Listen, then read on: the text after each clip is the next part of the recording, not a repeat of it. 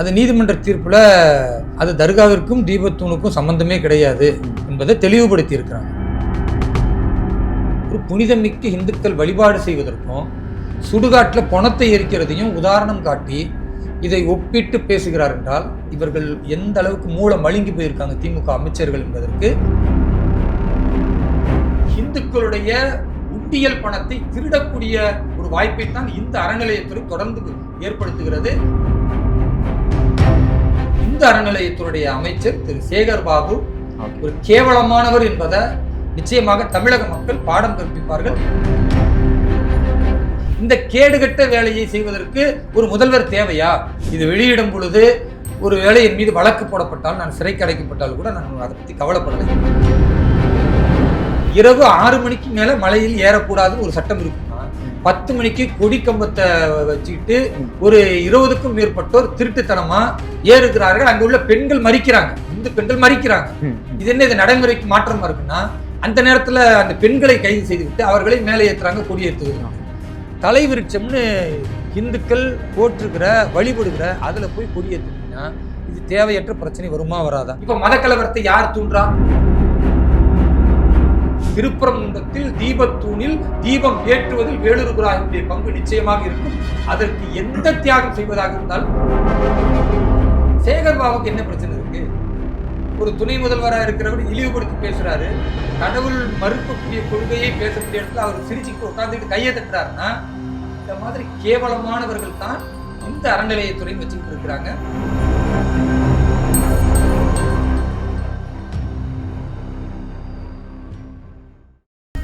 ஹாப்பியா, ஹெல்தியா, ஜாலியா ஒரு life. Lanco Harmonia Pavilion Senior Living Apartments at Sriperambur 2 BHK just 49 lakhs. Call 7717273747. ஜனவரி 10 கோவையில் தமிழக பாஜகவின் மிக பிரம்மாண்டமான ப்ரொஃபஷனல் கனெக்ட் 2026 கட்சியின் தொழில்துறை வல்லுநர் பிரிவு நிகழ்ச்சியில் மத்திய அமைச்சர்கள், பாஜக தலைவர்கள், துறைசார் வல்லுநர்கள் பங்கேற்று பேசுகிறார்கள். நிகழ்வில் பங்கேற்க லிங்கில் ரெஜிஸ்டர் செய்யுங்கள். பேசு தமிழா பேசி நேயர்களுக்கு வணக்கம். இன்று நம்முடன் இணைந்திருக்கும் சிறப்பு விருந்தினர் பாஜகவின் சிறுபான்மை பிரிவு தேசிய செயலாளர் திரு வேலூர் இப்ராஹிம் அவர்கள். சார் வணக்கம் சார். வாழ்க வளமுடன். திருப்பரங்குன்றம் விவகாரம் தொடர்பாக தமிழக அரசு செஞ்ச அந்த மேல்முறையீடு மனு நேற்று 2 நீதிபதிகள் கொண்ட அமர்வு தள்ளுபடி செஞ்சிருக்காங்க. ஸோ இந்த திருப்பரங்குன்ற விவகாரம் இன்னும் அடுத்த கட்டத்தை நோக்கி நகர்றதா தான் எல்லா அரசியல்வாதிகளும் பார்க்க முடியுது. ஏன்னா நேற்றே ரகுபதி அவர்கள், சட்டத்துறை அமைச்சரான ரகுபதி அவர்கள் சொல்லிட்டாரு, நாங்கள் தமிழக அரசு சார்பிலையும் இந்து சமய அறநிலையத்துறை சார்பாகவும் மேல்முறையீடு பண்ண போறோம் அப்படிங்கிற ஒரு விஷயம். ஸோ இந்த அடுத்த கட்ட நகர்வு அரசு செஞ்ச மனு தள்ளுபடி பண்ணியிருக்குது. இதை எப்படி பார்க்குறீங்க ஒட்டுமொத்தமாக? திருப்பரங்குன்றம் விஷயம் ஒரு 3 விதமாக பார்க்கணுங்க. ஓகே. முதல் விஷயம், அது இஸ்லாமியர்களுக்கு எதிரானதா தீபத்தூண்ல தீபம் ஏற்றுவது, இது முதல் விஷயம். இஸ்லாமியர்களுக்கு எதிரானது இல்லை. அப்படி எதிரானதாக இருந்தால் திமுக கூட்டணியில் இருக்கிற மனிதநேய மக்கள் கட்சியோ அல்லது எஸ்டிபிஐயோ அல்லது மனிதநேய ஜனநாயக கட்சி, இப்படி நிறைய ஒரு 4-5 இஸ்லாமிய அமைப்புகள் லெட்டர்பேட் இருக்கு. அதெல்லாம் தாண்டி முஸ்லீம் லீக்னு ஒரு கட்சி இருக்கு. இவர்கள்ல யாராவது தீபத்தூணில் தீபம் ஏற்றுவதை நாங்கள் எதிர்க்கிறோம் அப்படின்னு சொல்லியிருக்காங்களா? கிடையாது. ஏன்னா இப்போ நாங்க அது முஸ்லீம்களுக்கு பிரச்சனை இல்லைன்னு சொன்னா இவங்க பிஜேபி அப்படிதான் பேசுவாங்கன்னு சொல்லுவாங்க. திமுக கூட்டணியில் அவர்களோடு இருக்கிற நபர்கள் யாராவது அப்படி அறிக்கை கொடுத்துருக்காங்களான்னு இல்லை. சரி, அந்த திருப்பரங்குன்றத்தில் உள்ள ஜமாத்துகள் இருக்கும்ல, மசூதி ஜமாத்துகள், இவங்க யாராவது தீபத்தூணில் தீபம் ஏற்றுவதை நாங்கள் தடுக்கிறோம், எங்களுக்கு அதில் அப்ஜெக்ஷன் இருக்கு அப்படின்னு யாராவது பேசியிருக்காங்களா, அறிக்கை கொடுத்துருக்காங்களா? அதுவும் கிடையாது. அப்ப யாரு கொடுத்துருக்கிறா?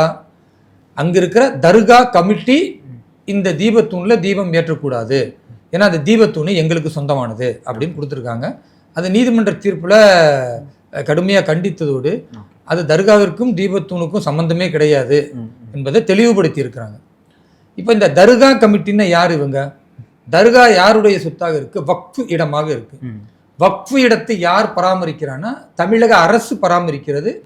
தமிழக அரசின் கட்டளையின் அடிப்படையில் தான் அந்த தர்கா கமிட்டியை போடப்படுது. அப்ப தர்கா கமிட்டின்னு சும்மா செய்தித்தாள்கள்ல வந்தாலுமே கூட அது யாரால் நடத்தப்படுகிறதுனா தமிழக அரசால். தமிழக அரசினுடைய முதலமைச்சர் யாரு? ஐயா கருணாநிதியிலிருந்து ஸ்டாலின் வரைக்கும் அவங்க முழுமையா கடவுள் நம்பிக்கை எதிர்க்கிறவங்க. அப்ப அதனால இன்றைக்கு திரு ஸ்டாலின் அவர்கள் அதை எதிர்க்கிறார். அப்ப இதுல முஸ்லீம்களுக்கு என்ன வேலை இருக்கு? முஸ்லீம்களுக்கு வேலை இல்லை. தர்கா கமிட்டி என்பது திமுகவுடைய கமிட்டி தான். திமுக எதிர்ப்பை ஏதோ முஸ்லீம்கள் எதிர்ப்பு அப்படின்ற மாதிரி சொல்றாரு. கிடையாது என்பது ஒரு விஷயம் நமக்கு தெளிவாயிருச்சு. 2வது விஷயம் என்ன அப்படின்னு பாத்தீங்கன்னா, இந்த தீபத்தூண் என்னவாக இருந்தது அப்படின்னா, திமுக ஆரம்பத்தில் என்ன சொன்னா அது ஒரு நில அளவை கல்லா இருந்துச்சு. பிறகு என்ன சொன்னாங்கன்னா அது சமணர் காலத்தில் இருக்கக்கூடிய ஒரு கல்லாக இருந்தது. பிறகு என்ன சொன்னாங்கன்னா அது தர்கா கமிட்டிக்கு சொந்தமானது.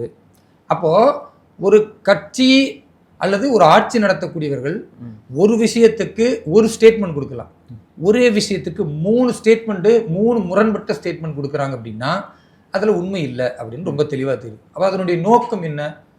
தேர்தல் வருகிறது, இஸ்லாமியர்களை அச்சுறுத்துவதற்கு இன்னைக்கு தமிழகத்துல வேற எதையுமே அவர்களால் காட்ட முடியல. மத்திய அரசு இந்த மாதிரி இஸ்லாமியர்களை அச்சுறுத்துன்னு எதையும் காட்ட முடியல. இப்போ நீங்கள் பார்த்தீங்கன்னா ஏதாவது ஒரு புதிய சட்டம் வந்தாலாவது பேசலாம். இப்போ சிஏஏ வந்தபோது ஒரு தேர்தலுக்கு பயன்படுத்தினாங்க, ட்ரிபிள் தலாக் வந்த பொழுது ஒரு தேர்தலுக்கு அதை பயன்படுத்தினாங்க, வக்ஃப் அமெண்ட்மெண்ட் வந்தபோது கூட அதை ஒரு தேர்தலுக்கு பயன்படுத்தலாம்னு பார்த்தா அந்த நேரத்தில் தேர்தல் கிடையாது. இப்போ புதுசா மத்திய அரசு எந்த சட்டத்தையும் கொண்டு வரல. இல்லை, இந்த தீர்ப்பை வச்சே வந்து ரகுபதி என்ன சொல்றாருன்னா, இந்த தீர்ப்பே வந்து ஒரு முரண்பட்ட கருத்தை பார்க்குறேன். இந்த தீபத்தூண் அப்படிங்கிறதுக்கே ஒரு ஆதாரம் கிடையாது. ஆதாரம் இல்லாத ஒன்றை வந்து ஒரு விஷயத்த சொல்றாங்க அப்படின்னா இது ஒரு முரண்பட்ட தீர்ப்பாக தான் இருக்கு. இதனால தான் நாங்கள் மேல்முறையிட்டே போறோம். ரெண்டாவது, இங்க வந்து தீபத்தூண் அப்படிங்கிறது வந்து தர்கால வந்து ஒரு பக்கத்துல தான் இருக்கு. ஸோ 2 சமூகத்துக்கும் வந்து ஒரு பதற்றத்தை ஏற்படுத்தும் அங்க வந்து தீபம் ஏத்தலாம் அப்படிங்கிற ஒரு விஷயத்தையுமே குறிப்பிடுறாரு. திரும்ப நான் தாங்க முதல்ல விளக்கம் கொடுத்தேன். 2 சமூகத்திற்கு மத்தியில் பதற்றம் ஏற்படும். இந்துக்களுக்கும் இஸ்லாமியர்கள் மத்தியில தீபத்தூண்ல தீபம் ஏற்றினால் பிரச்சனை வரும், கலவரம் பிடிக்கும் அப்படின்றதா இருந்தா இஸ்லாமியர்கள் தரப்புல இருந்து ஒரு அப்ஜெக்ஷன் இருக்கணும்ல. நான் சொல்றது திமுக கூட்டணியில் உள்ள இஸ்லாமிய கட்சிகளே அப்ஜெக்ஷன் பண்ணலன்னும் போது யார் அப்ஜெக்ஷன் பண்றான்ற கேள்வி இருக்கு. அப்ப திரும்ப இவர்கள் சொல்வது தர்கா கமிட்டி அப்ஜெக்ஷன் பண்ணுதுன்னு சொல்றாங்க. தர்கா கமிட்டி என்பது யார்? அது முஸ்லீம்களின் பிரதிநிதித்துவமான இல்ல. தர்கா கமிட்டி என்பது அந்த வக்ஃப் போர்டுக்கு சொந்தமானது. வக்ஃப் போர்டு யாருடைய கையில் இருக்கிறது? திரு ஸ்டாலின் அவர்களுடைய கையில் இருக்கிறது. அப்போ தர்கா கமிட்டி என்பது அது ஒரு திமுக கமிட்டி மாதிரி. அது வந்து இஸ்லாமியர்களால் விரும்பி ஒரு உருவாக்கப்பட்ட கமிட்டி கிடையாது, வக்ஃப் போர்டால் உருவாக்கப்பட்ட ஒரு கமிட்டி. இவ்வளவு தெளிவா இருக்கும் பொழுது அப்ப இதை இயக்குவது என்பது அவர்கள் தான். அவரால் தான் மதக்கலவரம் இந்துக்களுக்கும் இஸ்லாமியர்களுக்கும் மத்தியில் ஏற்படுமே தவிர இஸ்லாமியர்கள் தன்னெழுச்சியா வந்து இந்த தீபத்தூண்ல தீபம் ஏற்றுவதை நாங்கள் தடுக்கிறோம் அப்படின்னு யாரும் சொல்லல. இந்த திருப்பரங்குன்ற விவகாரத்தை வச்சு சில கட்சிகள் வந்து அவர் ஆதாயம் தேட முயற்சிக்கிறாங்க அப்படிங்கிற ரீதியிலுமே தான் அவர் பேச்சு இருந்துச்சு. ஸோ அந்த வகையில தான் பார்த்தோம் அப்படின்னா பாஜக வந்து இதை வச்சு ஆதாயம் தேட முயற்சிக்குதோ அப்படிங்கிறது தானே எல்லாருக்கும் கேள்வி ஆயிடும். ஏன்னா இதை தொடர்ந்து பேசிக்கிட்டு வர்றது, தொடர்ந்து அது குறித்தான விவாதங்களை ஏற்படுத்துறது பாஜக தான். ஸோ அப்ப பாஜக தான் இதுல ஏதோ ஆதாயம் இருக்கோ? நீங்க அமைச்சர் ரகுபதி அவர்கள் முரண்பட்டு இந்த தீர்ப்பு நீதிபதிகள் வழங்கி இருக்கிறார்கள் சொல்றதெல்லாம் என்கிட்ட கேட்பது ஒரு நகைப்புக்குரியதான் நான் பாக்குறேன். ஏன்னா முரண்பாடின் மொத்த உருவமே அமைச்சர் ரகுபதி தான். அவர் கடந்த காலத்துல என்ன சொன்னார்னா, திராவிட மாடல் ஆட்சி என்பது ஸ்ரீராமரின் ஆட்சின்னு சொன்னார். ஸ்ரீராமர் என்ன கனவு கண்டாரோ அதைத்தான் ஐயா ஸ்டாலின் அவர்கள் இங்க ஆட்சி செய்கிறார். அதே இந்த திமுக காரர்கள் தீகா மேடையில போனா என்ன சொல்லுவாங்கன்னா, ஸ்ரீராமரை செருப்பால் அடித்ததை பெருமையாக பேசுவார்கள். அப்போ இவர்கள் முரண்பாட்டின் மொத்த ஒரு உருவமா இருக்கிறாங்க. அதனால ரகுபதி அவர்கள் பேசுவதையெல்லாம் ஒரு பேச்சா எடுத்துக்காதீங்க. ஒரு கோவில் விவகாரம் ஒரு சென்சிட்டிவான இஷ்யூ. அதுல வந்து நிருபர்களுக்கு அவர் பேட்டி கொடுக்குறாரு. பேட்டி கொடுக்கும் போது இந்த கோவில் விஷயத்துக்கு உதாரணத்தை சுடுகாடை காட்டுறாரு. ஒரு புனிதமிக்க இந்துக்கள் வழிபாடு செய்வதற்கும் சுடுகாட்டுல பணத்தை எரிக்கிறதையும் உதாரணம் காட்டி இதை ஒப்பிட்டு பேசுகிறார் என்றால் இவர்கள் எந்த அளவுக்கு மூளை மழுங்கி போயிருக்காங்க திமுக அமைச்சர்கள் என்பதற்கு இதுவே ஒரு உதாரணம்.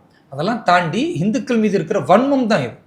இதுல பெரிய விஷயம் என்னன்னா, ஒரு இஸ்லாமியனா நான் திருப்பரங்குன்றத்துல தீபத்தூணில் தீபம் ஏற்ற வேண்டும் என்று 3 முறை கைது செய்யப்படுறேன். என்னை கைது செய்யப்பட்டு சில நேரங்கள்ல இரவில் அடைக்கப்பட்டு விடிய காலையில் 5 மணி வரைக்கும் மண்டபத்திலேயே வச்சிருக்கிறாங்க. இப்படியெல்லாம் தமிழ்நாட்டில் யாரையும் கைது செஞ்சு பார்த்துருக்க மாட்டீங்க. ஒரு இஸ்லாமியனான நான் எந்த கலவரம் இஸ்லாமியர்களால் வரும் என்று ஒரு போலி சித்திரத்தை திரு ஸ்டாலின் அவர்கள் கட்டமைக்க முயல்கிறாரோ அதை உடைப்பதற்காக ஒவ்வொரு முறையும் திருப்பரங்குன்றத்தில் இஸ்லாமியர்களுக்கும் இந்துக்களுக்கும் அவங்க பிரச்சனை இல்லை, தீபத்தூணில் தீபம் ஏற்றும் பொழுது இஸ்லாமியர்களும் கூட வந்து தீபம் ஏற்றுவோம் என்ற ஒரு கொள்கை முழக்கத்தை, ஒரு மத நல்லிணக்கத்தை வெளிப்படுத்த நான் திருப்பரங்குன்றம் போகும் பொழுதெல்லாம் என்னை கைது செய்கிறார்கள். ஆனா என்னை கைது செய்வதில் ஒரு நல்லது என்ன நடக்குதுன்னா, பெரும்பான்மையான இந்துக்களும் இஸ்லாமியர்களும் இவரை கைது செய்வதனால் இன்னும் இந்த விஷயம் பெருசாகுது அப்படின்றத புரிஞ்சுக்கிறாங்க. அது நல்ல விதமாக இந்துக்கள் மத்தியிலும் போய் சேருது. அதனால ஐயா ஸ்டாலின் ஒரு பக்கம் வரவேற்கணும். அப்போ இந்த மாதிரி இவர்கள் செய்வதை இவர்கள் நிப்பாட்டணும். இவர்கள் நிப்பாட்டலைன்னா என்ன நடக்கும்? இப்ப மறுபடியும் உச்ச நீதிமன்றத்துக்கு போனாலும் உச்ச நீதிமன்றமும் தீபத்தூணில் தீபம் ஏற்றலாம் அப்படின்னு தான் சொல்ல போகுது. இதுதான் நம்ம இயல்பா எதிர்பார்க்கிறோம். 2026 தேசிய ஜனநாயக கூட்டணி வெற்றி பெற்ற பிறகு கார்த்திகை மாதம் அந்த தீபத்தில் கண்டிப்பா தீபத்தூண்ல நம்ம தீபத்தை ஏத்துவோம். அதுல எந்த மாற்று கருத்தும் இல்லை. அதனால இஸ்லாமியர்களுக்கும் இந்துக்களுக்கும் இது ஒரு பெரிய கலவரம் ஆகும் என்று மாவட்ட நிர்வாகமோ அல்லது தமிழக அரசோ சொன்னால் அது பச்சை பொய். ரெண்டாவது, தர்கா கமிட்டி என்பது அது இஸ்லாமியர்களின் பிரதிநிதித்துவம் கிடையாது. வக்ஃபு போர்டால் நியமிக்கப்பட்டதுதான் தர்கா கமிட்டி. வக்ஃபு போர்டு என்பது திமுகவுடைய தலைவர் திரு ஸ்டாலின் அவர்களால் நியமிக்கப்பட்டது.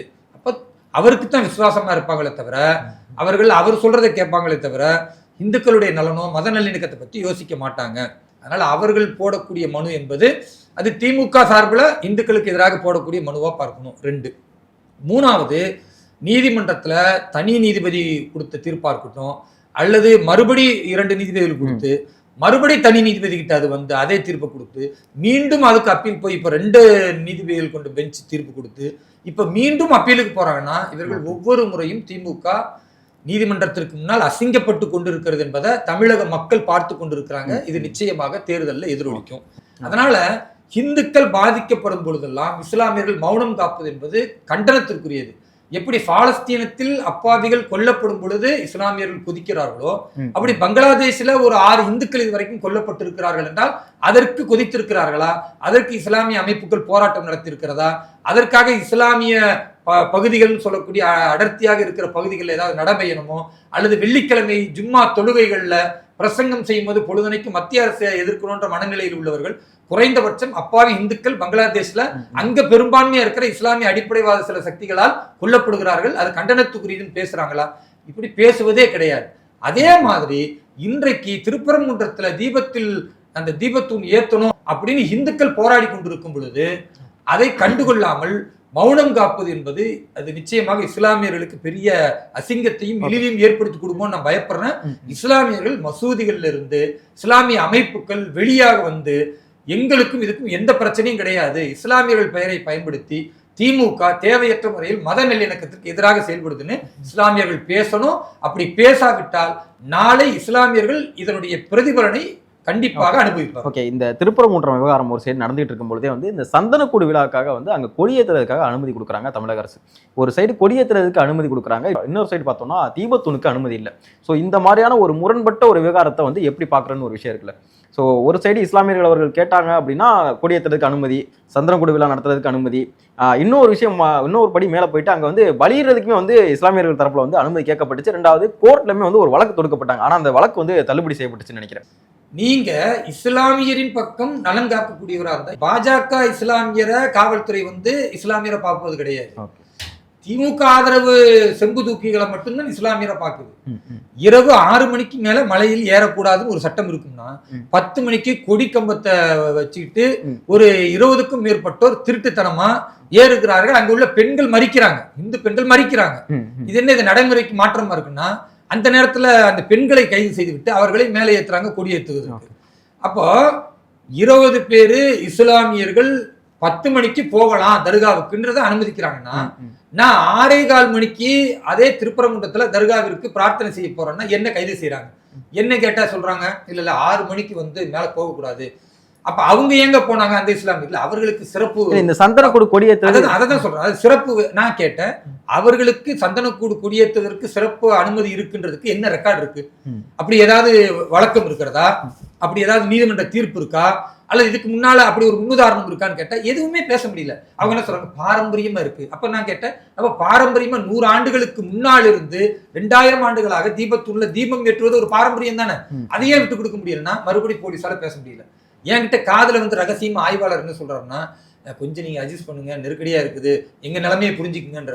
அப்ப போலீஸே சட்டத்தின் அடிப்படையில பேச முடியாம கெஞ்சுற நிலைமைக்கு வராங்கன்னா அதுக்கு என்ன காரணம்? இந்த திமுக ஆட்சியில சட்டத்தின் அடிப்படையில் அவர்களால் செயல்பட முடியல. அப்ப அவங்க தவிக்கிறாங்க. மக்கள்கிட்ட வந்து என்னுடைய பேச்சு கோடிக்கணக்கான மக்கள் போகுது, அதை நியாயம் மக்கள் பார்க்கும்போது இது போலீஸுக்கு தேவையற்ற தலைகுனிவு. போலீஸ் இதுல ஏன் தேவையில்லாம சம்பந்தப்படணும்? அப்ப இது மாதிரி திமுக முஸ்லிம்களுக்கு ஆதரவு, பாஜகவில் உள்ள முஸ்லீம்கள் அதே தர்காவுக்கு போனா எதிர்ப்பு என்பதுதான் இந்த திமுக ஆட்சியில் உள்ள நிலைப்பாடு. 2வது, அந்த கொடியை எடுத்துட்டு போறீங்கல்ல, நீங்க எங்க ஏத்துறீங்க? அந்த கல்வெத்தி மரம்னு சொல்ற தலைவிருட்சம்னு இந்துக்கள் போற்றுகிற வழிபடுகிற அதுல போய் கொடி ஏத்துனீங்கன்னா இது தேவையற்ற பிரச்சனை வருமா வராதா? இல்ல இதுக்கு முன்னாடி அங்கதான் ஏத்துனாங்களா? நான் திரும்பவும் கேட்கிறேங்க, இதுக்கு முன்னாடி நீங்க ஆட்ட கூட திருட்டுத்தனமா பலி கொடுத்தீங்க, இப்ப பலி கொடுக்க கூடாதுன்னு வருதுல்ல. இப்போ ஒரு பிரச்சனை வரும்போது அந்த மக்களுடைய தலைவிருட்சம், அந்த மக்களுடைய கல்வெத்தி மரம்னு சொல்லும் பொழுது அதுல ஏன் ஏத்துறீங்க? அதுவும் இரவோடு இரவா ராத்திரி 10 மணிக்கு திருட்டுத்தனமா போலீஸினுடைய அனுமதியோடு போய் அதை ஏற்றுகிறீர்கள் என்றால் இப்ப மத கலவரத்தை யார் தூண்டுறா? அது மட்டும் இல்ல, திரும்பவும் சொல்றேன், இஸ்லாமியர்களுக்காவது இப்ப உரிமை இருக்கான்னா இஸ்லாமியர்கள் உரிமையும் பறிக்கிறார். அதே சந்தனக்கூடுல இன்னைக்கு எல்லாரும் பிரார்த்தனைக்கு போகணும்னா 50 பேருக்கு தான் அனுமதினு சொல்லி மற்றவர்களை கீழே நிக்க வச்சு இப்ப அது ஒரு பிரச்சனை ஓடிக்கிட்டு இருக்கு. 50 பேர் முடிச்சுட்டு வந்தாதான் இன்னொரு 50 பேர்னா ஏன் இந்த பிரச்சனை? அவங்க பாட்டுக்கு தீபத்துள்ள தீபம் ஏற்றிட்டு போட்டோம், நீங்க பாட்டுக்கு போய் தர்கால வழிபாடு செய்யணும்னா கடந்த காலம் போன்று ஆயிரக்கணக்கான மக்கள் தர்காவுக்கு போறாங்க, வழிபாடு செய்ய போறாங்க. கார்த்திகை மாதத்துல குறிப்பிட்ட ஒரு நேரத்துல 1 மணி நேரம் அவங்க தீபத்துள்ள தீபம் ஏற்றிவிட்டு வர போறாங்க, எந்த பிரச்சனையும் கிடையாது. ஆனால் இது பிரச்சனையா உருவாக்கணும் என்பதற்காக இஸ்லாமியர்களும் அங்கு பிரார்த்தனை செய்வது இன்றைக்கு திமுக ஆட்சியில காவல்துறை தடுக்கிறாங்க. 50 பேர் போனா போதும், அடுத்து அவங்க வந்தாதான் இன்னொரு 50 பேர் போகணும். இது யாரு சொன்ன சட்டம்? இது கேட்டா இல்ல சட்டம் ஒழுங்கு கட்டுறோம். யாரால சட்டம் ஒழுங்கு கட்டுறோம்? இப்ப இந்துக்கள் வந்து தடுக்க போறாங்களா? அவங்க என்ன சொல்ல வராங்க? இந்துக்கள் வந்து மலமேல வந்து தர்காக்கு எதிராக பிரச்சனை பண்ண போறாங்களா? அவங்க பாட்டுக்கு அவங்க போறதை கூட தடுத்து நெருக்கடி கொடுப்பதன் மூலம் இஸ்லாமியர்களுக்கு என்ன சொல்ல வராங்கன்னா, பாத்தீங்களா பதட்டமா இருக்கு, எங்களால வந்து 50 பேருக்கு மேல அனுப்ப முடியலன்னா எல்லாத்துக்கும் காரணம் இந்த இவங்க தான், பிஜேபி தான். திட்டமிட்டு இவங்களே நடத்துறாங்க, திட்டமிட்டு இன்றைக்கு நீதித்துறையை சொன்னது அங்கு எந்த பிரச்சனையும் சட்டம் ஒழுங்கும் வராத சூழலில் மாவட்ட நிர்வாகமே அதற்கான முயற்சிகளை எடுக்கிறது என்ற நீதித்துறையினுடைய வாக்கு உண்மையாகி கொண்டிருக்கிறது. மாவட்ட நிர்வாகத்திற்கு அழுத்தம் கொடுப்பது திமுகவுடைய தலைவர் ஐயா ஸ்டாலின் அவர்கள். ஆனால் மத நல்லிணக்கம் நிச்சயமாக திருப்பரங்குன்றத்தில் ஏற்படும். எங்களை போன்றவர்கள் மத நல்லிணக்கத்திற்காக கடுமையா முயற்சி செய்யறோம். திமுக போடக்கூடிய பொய் வழக்குகளை, திமுக ஏற்படுத்தக்கூடிய கலவரத்தையே அணைப்பதில் நாங்கள் முன்னின்று இந்து மக்களோடும் இஸ்லாமியர்களும் ஒன்றிணைந்து பாடுபடுவோம். திருப்பரங்குன்றத்தில் தீபத்தூணில் தீபம் ஏற்றுவதில் வேலூர் இப்ராஹிமுடைய பங்கு நிச்சயமாக இருக்கும். அதற்கு எந்த தியாகம் செய்வதாக இருந்தாலும் முதல் களத்துல நான் இருப்பேன். ஓகே, சமீபத்தில் இந்து சமய அறநிலையத்துறை அமைச்சராக இருக்கக்கூடிய சேகர் பாபு அவர்கள் வந்து நாகர்கோவில் பக்கத்தில் சுசீந்திரம்னு ஒரு ஊர், அங்கே வந்து தானுமாலியன்னு சொல்லிட்டு ஒரு கோவில் இருக்குது. அங்கே வந்து தேர் இழுக்கும் போது சில நபர்கள் வந்து பாரத் மாதா கி ஜெய் அப்படின்னு சொல்லிட்டு ஒரு கோஷம் எழுப்புறாங்க. ஸோ அதை வந்து இந்து சமய அறநிலையத்துறை அமைச்சராக இருக்கக்கூடிய சேகர் பாபு என்ன சொல்றாருன்னா, ஒரு தவறான ஒரு வார்த்தையை சொல்லி திட்டுறாரு. ஸோ இந்து சமய அறநிலையத்துறை இருக்கக்கூடிய அமைச்சராக இருக்கக்கூடிய சேகர் பாபு அவர்களுக்கு வந்து பாரத் மாதா கி ஜெய்ன்னு சொன்னால் என்ன கோவம் அப்படிங்கிற ஒரு விஷயம்லாம் வந்து தமிழக பாஜக தலைவராக இருக்கக்கூடிய நயனானேந்திரன் அவர் வந்து ஒரு கேள்வியாக கூட கேட்டிருந்தார். கடவுள் மறுப்பு காட்டு மிராண்டிகளுடைய கூட்டமா இருக்கிற திராவிட கழகம் நடத்துற அந்த கூட்டத்தில் திரு உதயநிதி ஸ்டாலினும் இதே இந்த அறநிலையத்துறை அமைச்சராக இருக்கிற சேகர் பாபுவும் கலந்துக்கிட்டாங்க. அந்த இடத்துலதான் உதயநிதி ஸ்டாலின் சொல்றாரு, சனாதன தர்மம் என்பது டெங்கு, அதே மாதிரி அதே இதுல எய்ட்ஸ் மாதிரி அப்படின்ட்டு ராசா பேசுகிறார். அப்போ கடவுள் மறுப்பு காட்டு மிராண்டிகளா இருக்கிற சேகரபாபுவும் உதயநிதி அவர்களும் இவர்களெல்லாம் துணை முதல்வராகவும் இவர்கள் எல்லாம் வந்து இந்த அறநிலையத்துறைக்கு அமைச்சரா இருந்தா வேற என்ன மாதிரி பேசுவாங்க? பிச்சா, லோப்பரு, புறம்போக்கு இந்த மாதிரி உள்ளவங்க என்ன பேசுவானுங்களோ அந்த மாதிரி அமைச்சர் பேசணும். நீங்க பெருசா வந்து கவலைப்பட வேண்டியது இல்லை. ஏன்னா ஆன்மீகம் உள்ளவங்க தான் வந்து ஐயா நம்ம கண்ணியமா பேசணும், நம்ம மரியாதையா பேசணும், பிறருக்கு வந்து மான் பிடிக்கணும், மனுஷன் கண்டிக்கலன்னா கூட கடவுள் தண்டிச்சிருவாருன்னு பயம் இருக்கும். சேகர் பாபுக்கு என்ன பிரச்சனை இருக்கு? அவர்தான் கொள்கையில நின்று கொண்டு தன் பிறந்த அந்த மதத்தை, தான் பிறந்த அந்த வழிபாட்டு முறையை ஒரு துணை முதல்வராக இருக்கிறவர் இழிவுபடுத்தி பேசுறாரு. கடவுள் மறுக்கக்கூடிய கொள்கையை பேசக்கூடிய இடத்துல அவர் சிரிச்சுக்கிட்டு உட்காந்துக்கிட்டு கையை தட்டுறாருன்னா இந்த மாதிரி கேவலமானவர்கள் தான் இந்த அறநிலையத்துறை வச்சுக்கிட்டு இருக்கிறாங்க. பாரதிய ஜனதா கட்சி தெளிவாக சொல்கிறது, இந்து அறநிலையத்துறை என்பது அது தேவையற்றது, அது இந்துக்களின் உரிமைகளை பறிக்கக்கூடியது, இந்துக்களுடைய உண்டியல் பணத்தை திருடக்கூடிய ஒரு வாய்ப்பை தான் இந்த அறநிலையத்துறை தொடர்ந்து ஏற்படுத்துகிறது, இந்து மக்களுடைய நிலங்களை பறிக்கிறது என்ற குற்றச்சாட்டை நாங்கள் தொடர்ந்து வச்சுக்கிட்டு இருக்கிறோம். அப்ப இந்த அறநிலையத்துறையில இருக்கக்கூடியவரா ஒரு பக்திமான நீங்க சொல்லாம கடவுள் மறுப்பு காட்டு மிராண்டி கொள்கையிலிருந்து வந்த ஒரு ஆளு அவர் என்னதான் வந்து காவி வெட்டி கட்டிட்டாலும் பொட்டு வச்சுட்டாலும் அது ஆயிருமா?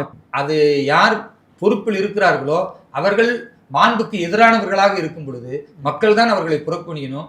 இந்த அறநிலையத்துடைய அமைச்சர் திரு சேகர் பாபு ஒரு கேவலமானவர் என்பதை கடந்த காலத்துல பார்த்திருக்கோம். பெண்கள்கிட்ட எல்லாம் பேசுனது, மற்றவர்கள்ட்ட அந்த ரவுடித்தனமா பேசுனது எத்தனையோ ஆடியோ பேசியிருக்கிறோம். சேகர் பாபு போன்ற கேவலமானவர்களை நிச்சயமாக தமிழக மக்கள் பாடம் கற்பிப்பார்கள். அவர் நிக்கிற தொகுதியில் டெபாசிட் இழப்பார். ஓகே, இது ஒரு புறம் இருந்தாலும் தேசிய ஜனநாயக கூட்டணியில் இருக்கக்கூடிய தலைவர் எடப்பாடி பழனிசாமி அவர்கள் வந்து நேற்று வந்து ஆளுநரை சந்திச்சு 4.5 ஆண்டுகளில் வந்து கிட்டத்தட்ட 4 லட்சம் கோடி வரைக்கும் கொள்ளையடிச்சிருக்காங்க அப்படிங்கிற ஒரு கோப்புகள்லாம் கொடுத்துருக்காரு. ஸோ என்ன விஷயத்த நீங்க முன்னெடுக்கிறாங்க அப்படிங்கிற ஒரு விஷயம் இருக்கு. ஏன்னா ஸ்டாலின் அவர்கள் வந்து இதே மாதிரி ஒரு 4 ஆண்டுகள் அதிமுக ஆட்சி காலம் முடிகிற தருவாயில தான் போயிட்டு ஆளுநர்கிட்ட இதே மாதிரி கொடுத்தாரு. ஸோ அதே ஒரு பேட்டர்ன் வந்து எடப்பாடி பழனிசாமி அவர்கள் பின்பற்றி வராரோ? 75 ஆண்டுகளாக தமிழகத்தினுடைய கடன் சுமை என்பது 4.5 லட்சம் கோடி. 75 ஆண்டுகளாக தமிழகத்தின் கடன் சுமை எவ்வளோ? 4.5 லட்சம் கோடி. ஆனா இந்த கடந்த 4.5 ஆண்டுகளுக்குள்ளார இன்னொரு 4.5 லட்சம் கோடி. யோசிச்சு பாருங்க. 75 ஆண்டு காலத்தினுடைய முன்னேற்றம், அதற்காக மாறி மாறி வந்த முதல்வர்கள் செய்த சாதனைகள், அணைக்கட்டுகள், என்னெல்லாம் முன்னேற்றம் இருக்கோ, இந்த 4.5 வருஷத்துல அப்படி எதுவுமே நடக்கல. ஆனா 4.5 கோடி. இதுல வருடத்திற்கு 1 லட்சம் கோடி 1 லட்சம் கோடி கடன். இது யாருடைய தலையில கடன் சுமை இருக்குன்னா, ஒவ்வொரு குடும்ப உறுப்பினருக்கு மத்தியில கடன் சுமை இருக்கு. அப்ப மக்களை ஏமாத்தி கடன் சுமையை மக்கள் தலையில வைத்து விட்டு இந்த கேடுகட்ட வேலையை செய்வதற்கு ஒரு முதல்வர் தேவையா? அப்ப இவரை கண்டிக்கணும் அப்படின்னா நம்ம அரசியல் மரபின்படி மேதக ஆளுநரிடத்துல தான் இதை கொண்டு போய் கொடுக்கணும். அதனால முறையான விஷயங்களை கொடுத்திருக்கிறாரு. இவர் பொம்மை முதல்வர்ன்றதுனால என்ன பேசினார்ன்றதை மறந்து போயிடுவாரு. துண்டு சீட்டு கொடுத்தாதான் ஞாபகம் வரும். இப்ப 4.5 வருஷமா இவர் என்ன தேர்தல் அறிக்கையில கொடுத்தாரோ ஓய்வூதியத்திற்கு, அந்த துண்டு சீட்டை இவருக்கு கொடுக்கவே இல்லை. பொம்மை முதல்வர் மறந்துட்டாரு. இப்போ ஜாக்டோஜியை போன்றவர்கள் எல்லாம் பெரிய அளவுக்கு போராட்டம் நடத்தி அரசு ஸ்தம்பிக்க பண்ற நிலை வந்த பிறகு அரசு ஊழியர்கள் பணி செய்ய மாட்டாங்க, தேர்தல் வரக்கூடிய இந்த 60 நாட்கள் பெரிய பின்னடைவு ஏற்பட்டு விடும் என்பதற்காக திடீர்னு நான் ஓய்வூதியத்தை மீண்டும் கொடுப்பேன்னா, அப்ப இந்த 4.5 வருஷம் ஐயா ஸ்டாலின் முதலமைச்சரா இல்லையா? அதுக்கு ஒரு குழு போட்டு ககன்தீப் சிங் அவர் தலைமையில் ஒரு குழு போட்டு அந்த குழுவுடைய அறிக்கை வந்து டிசம்பர் 30ஆம் தேதி தான் சமர்ப்பிக்கிறாங்க. அதுக்கப்புறம் தான் இதுல இருந்து என்ன தெரியுதுன்னா, கேட்கறவன் கேன பையனா கேப்பையில நெய்வடின்ற மாதிரி இந்த அரசு ஊழியர்கள் எல்லாம் கேன பசுங்கன்ட்டு ஐயா ஸ்டாலின் நினைச்சிட்டாரா? இல்ல அரசு ஊழியர்களுக்கு மூளை இல்ல, 4.5 வருஷமா இந்த குழு வந்து ஆய்வு பண்ணிக்கிட்டே இருந்து தேர்தல் வர்றதுக்கு 30 நாளுக்கு முன்னாலதான் அறிக்கை கொடுப்பாங்க. அதுக்கப்புறம் இவர் என்ன செஞ்சிருவாரு? ஓய்வூதியம் தரேன்னு அறிவிச்சிருவாரு. தேர்தல் முடியும் போது இவர் தருவாரா? இவர் தான் இருக்க போறதுல ஆட்சி இல்ல. அப்போ மக்களை ஏமாற்றுவதை தாண்டி அரசு ஊழியர்களையும் சேர்ந்து ஏமாற்றக்கூடிய இருட்டுக்கடை உருட்டு அல்வா கொடுக்கிற ஒரு பெரிய ஆள் தான் ஐயா ஸ்டாலின் அவர்கள். இந்த மாதிரி கேவலமான அரசியலை வேறு எந்த மாநிலத்திலும் பண்ண மாட்டாங்க. உங்களை வந்து ராணிப்பேட்டை சட்டமன்ற தொகுதியினுடைய பொறுப்பாளராக போட்டிருக்காங்க. ஸோ வித்தியாசமான ஒரு போராட்டங்கள்லாம் அறிவிச்சிருக்கீங்க, எருமை மாட்டுக்கு மனு கொடுக்குற விஷயங்கள்லாம். ஸோ எதை நோக்கி இந்த போராட்டம், எப்படி இருக்கு உங்களுடைய அந்த தொகுதி? இது ராணிப்பேட்டை சட்டமன்ற தொகுதி தேசிய ஜனநாயக கூட்டணி 2026 வெல்லும் பொழுது முதல் சட்டமன்ற தொகுதியின் வெற்றியை ராணிப்பேட்டை பதிவு செய்யும். சிட்டிங் எம்எல்ஏவா இருக்கிற ஆர் காந்தி அமைச்சர், அவர் வந்து பெரிய தியாகம் செஞ்சு வரல. காந்தி எதுவுமே ஒரு பெரிய தியாகின்னு பாத்துறாதீங்க. ஆர் காந்தி நாங்க பேரை சொல்ல முடியாத வீடு வந்து அடிப்பாங்களாம். அப்ப இதை விட ரவுடித்தனத்தினுடைய உச்சம் இங்க பார்க்க முடியுமா? அப்ப அந்த அளவிற்கு மக்கள் கொதித்து போயிருக்கிறாங்க. அதே மாதிரி நீங்க பாத்தீங்கன்னா குவாரிகள்ல மண் திருட்டு இருந்து கனிம வள திருட்டுல இருந்து ஏகபோகமா நடக்குது. இதை திருட்ட கண்டிச்சு ஒருத்தர் பேசுறாரு பாரதிய ஜனதா கட்சியில, அவரை கைது செய்யறாங்க. அடப்பாவில கைது செஞ்சிருக்கிறீங்களா? அவர் போய் போலீஸ்ல வந்து புகார் கொடுத்தாரு, அங்க பனை மரங்கள் எல்லாம் வெட்டி இருக்கிறாங்க, மண் திருட்டு நடக்குதுன்னு. ஏன் அவர்களை கைது செய்யலன்னு அவர் மனைவியோட போய் நான் புகார் மனுவை கொடுக்குறேன், நாங்க நடந்து போய் புகார் மனு கொடுத்துட்டோமா, அவங்க மனைவி பேர்ல ஏன் பேர்ல எஃப்ஐஆர் போடுறாங்க. அப்ப இது எவ்வளவு கேவலமான இது மக்கள் பார்த்துக்கிட்டு இருக்கிறாங்க ராணிப்பேட்டை சட்டமன்றத்துக்கு. அதெல்லாம் தாண்டி ஒட்டுமொத்தமா அரசு அங்கெல்லாம் கழிப்பறைகள் கட்டியிருக்கு, எந்த கழிப்பறையுமே வந்து பயன்பாட்டில் இல்லை. இத்தனையும் நாம தொடர்ந்து பேசிக்கொண்டிருந்து அது போராட்டம் நடத்தினாலும் அந்த போராட்டத்துக்கு எந்த பதிலையுமே ராணிப்பேட்டையினுடைய நகராட்சியோ, அதே போன்று மேல் விசாரத்தினுடைய நகராட்சியோ, அதே போன்று வாலாஜாப்பேட்டை நகராட்சியோ கண்டுகொள்வதே இல்லை. அப்போ அதிகாரிகளிடத்தில் பேசுனா நாங்க என்ன பண்ணுவோம்? சேர்மனை பாருங்க, சட்டமன்ற உறுப்பினரை பாருங்க. சட்டமன்ற உறுப்பினர்கள்ட்ட கோரிக்கை வைத்தால் அவர்கள் கொள்ளையடிப்பதில் தயாரா இருக்கிறாங்களே தவிர மக்களின் நலத்துல அக்கறை இல்லை. அப்ப வேறு வழி இல்லை. அதனால நாளை சரியாக 8ஆம் தேதி மாலை 4 மணிக்கு நாங்க வந்து மாண்புமிகு எருமை மாடு அவர்களிடத்துல, மரியாதைக்குரிய எருமை மாடு அவர்களிடத்துல நாங்க மனு கொடுக்கிறோம். எருமை மாட்டுகிட்ட நாங்க பேச போறோம். ஏன்னா அமைச்சர்கிட்ட பேசினா நீதி கிடைக்கல, அதிகாரிகள்கிட்ட பேசினா நீதி கிடைக்கல. அப்ப மக்களுடைய கதறலை வெளிப்படுத்தணும், வேறு வழி இல்லை. அதனால மாண்புமிகு மரியாதைக்குரிய எருமை மாடு அவர்களை நிறுத்தி வச்சு எருமை மாட்டுக்கிட்ட நாங்க முறையிடுறோம். இந்த மாதிரி எல்லாம் நாங்க அமைச்சர்கிட்ட கொடுத்தோம், வேலை நடக்கல.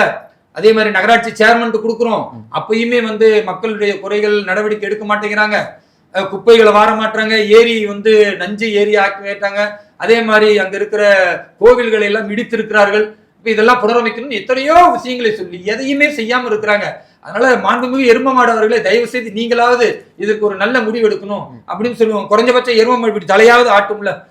அப்ப அந்த எரும மாடு தலையாட்டத்தை வச்சாவது தமிழக மக்கள் புரிஞ்சுக்குவாங்க. எரும மாடு கூட மனு கொடுத்தா தலையாட்டும். அதுக்கு கூட தகுதி இல்லாதவர்கள் தான் அந்த மாவட்டத்தில் இருக்கிற ஆர் காந்தி அமைச்சரோ அல்லது அங்க இருக்கிற சேர்மனோ அப்படின்னு மக்கள் புரிஞ்சுக்கிட்டா அந்த சட்டமன்ற தொகுதி மிகப்பெரிய வெற்றியை பெறும். நீங்க எழுதி வைத்துக் கொள்ளுங்கள், ராணிப்பேட்டையில தேசிய ஜனநாயக கூட்டணி 30,000 வாக்கு வித்தியாசத்துல வெற்றி பெறும். ஆர் காந்தி அல்லது அவர் புள்ளைய நிக்க வச்சாலும் அல்லது திமுக சார்பில் அவரை யாரை நிக்க வச்சாலும் ராணிப்பேட்டை தொகுதியில திமுக மண்ணை கவும். இது வாக்கு சத்தியம். இதை நீங்க தேர்தல் வெற்றியின் போது நீங்க பார்க்க சார். இதுவரை எங்களோட இணைந்து தங்கள் கருத்தில் பதிவு ரொம்ப நன்றி சார். நன்றி, வாழ்க வளமுடன். உலக தமிழ் சொந்தங்களுக்கு வணக்கம். நான் ராஜவேல் நாகராஜன். பேசு தமிழா பேசு வலையொலியுடைய வளர்ச்சிக்கு நீங்களும் உறுதுணையாக இருக்கணும்னு நினச்சிங்கன்னா இந்த வீடியோடைய டிஸ்கிரிப்ஷனில் இருக்கக்கூடிய ரேசர் பே லிங்கை கிளிக் பண்ணுங்கள். அந்த லிங்க்கில் போயிட்டு உங்களுக்கு விருப்பமான தொகையை பேசு தமிழா பேசுவனுடைய வளர்ச்சிக்கு உங்களுடைய பங்களிப்பாக நீங்கள் கொடுக்கலாம். நன்றி, வணக்கம். பேசு தமிழா பேசு சேனலுக்கு ஆதரவு தந்து கொண்டு இருக்கக்கூடிய பார்வையாளர்களுக்கு வணக்கம். அரசியல் ஆன்மீகம்னு மட்டும் இல்லாம இப்போ ஹெல்த்லயும் நம்ம வந்தாச்சு. ஹெல்த் சம்பந்தமான பிரச்சனைகளுக்கும் ஹெல்த் டிப்ஸுக்கும் ஹெல்த் கேருக்கும் இல்ல ஹெல்த் பத்தி ஏதாவது தெரிஞ்சுக்கணும் அப்படின்னு நினைச்சீங்கன்னா ஹெல்த் குரு சேனல் கண்டிப்பா உங்களுக்கு யூஸ்ஃபுல்லா இருக்கும். பேசு தமிழா பேசு சேனலுக்கு கொடுக்கக்கூடிய இதே சப்போர்ட்டை ஹெல்த் குரு யூடியூப் சேனலுக்கும் கொடுத்து அந்த சேனலை சப்ஸ்கிரைப் பண்ணி உங்க நண்பர்களுக்கு ஷேர் பண்ணும்படி கேட்டுக்கிறோம். நம்ம ஹெல்த் குரு சேனலோட லிங்கை டிஸ்கிரிப்ஷன்ல தரோம், மறக்காம செக் பண்ணி பாருங்க.